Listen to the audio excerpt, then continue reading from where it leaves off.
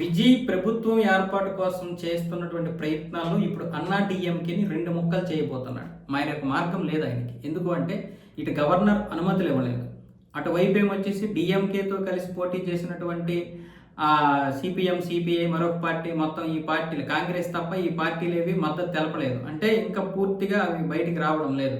DMK చెప్పినట్లుగానే వింటాయి. అటు Stalin support చేస్తామంటున్నాడు కానీ ఈ పార్టీల మద్దతు మాత్రం ఆయన ఇవ్వద్దని చెప్తున్నాడు. సో ఈ నేపథ్యంలో ఇప్పుడు అన్నా డిఎంకే మాత్రమే దిక్కు. అన్నా డిఎంకేలో విజయ్ చెప్తే ఎవరు వింటారు అనేది చూస్తున్నారు. అంటే అన్నా డిఎంకేలో విజయ్ చెప్తే వినేది సివి షణ్ముగం. ఎడప్పాడి పళనిస్వామి తర్వాత ఆ స్థాయి నాయకుడు ఎవరున్నారంటే షణ్ముగం కింద ఇప్పుడు దగ్గర 25 మంది ఎమ్మెల్యేలు ఉన్నారు. మొత్తం 47 మంది ఎమ్మెల్యేలు పుదుచ్చేరిలో ఉన్నటువంటి ఆ పూరకుప్పం రిసార్ట్లో ఉన్నారు. అందులో 28 మంది 25 మంది ఈయన చెప్పినట్లుగా వింటారు, ఈయన వర్గీయులు అనమాట. సో ఇప్పుడు షణ్ముగాన్ని టీవీకి వైపు లాగేస్తే ప్రభుత్వ ఏర్పాటు కోసం ఇక దారులు ఏర్పడతాయి.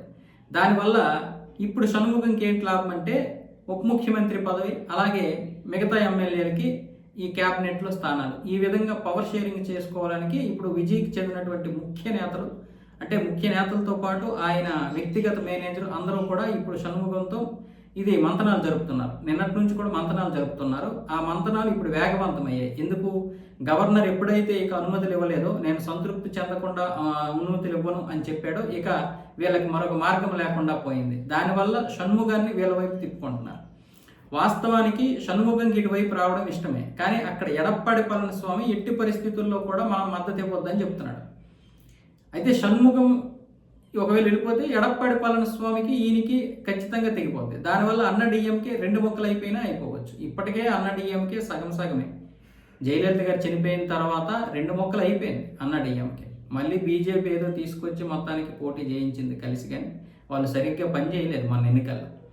సో ఈ నేపథ్యంలో అధికారం కోసమైనా సరే అన్నా డిఎంకేలో ఉన్నటువంటి షణ్ముగం తన యొక్క అనుచర ఎమ్మెల్యేని తీసుకెళ్ళవచ్చు, ఏదైనా జరగవచ్చు. ఇప్పుడు ఎందుకంటే వీళ్ళందరూ అధికారం కోసమే పోటీ చేస్తారు, ఏ ఎమ్మెల్యే అయినా సరే.